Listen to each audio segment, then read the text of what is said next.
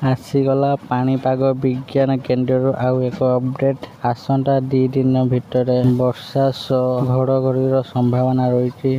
आज आम जाना केउं जिला को वार्निंग जारी होईची। वीडियो को आरंभ करने पूर्व आपण मानक अनुरोध, आपण माने आम चैनल को सब्सक्राइब करंतु। चलंतु वीडियो को आरंभ करबा एबे। आज बदली पारे पाणीपागर मिजाज 5 दिन जाए वर्षा संभावना। राज्य रे टाई टाई खरा हेउथुवा बेले आज बदली पारे पाणीपागर मिजाज।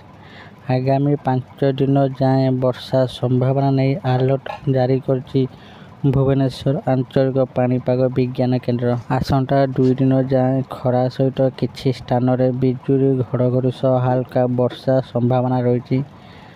आज मालकानगिरी, कोरापुट, नुआपड़ा, बौद्ध और अनुगुले बिजुली घड़घड़ी वर्षा नहीं येलो वार्निंग जारी होती। सेहीपरि एई जिले में 30 ରୁ 40 किलोमीटर पवन मध्य बोहिबार संभावना रही। 2 तारिख वर्षार परिमाण बढ़िब। हठात हालुकारू मध्यम धरणर वर्षा संभावना रही। विशेषकर दक्षिण ओडिशा रे वर्षा प्रभाव रहिब।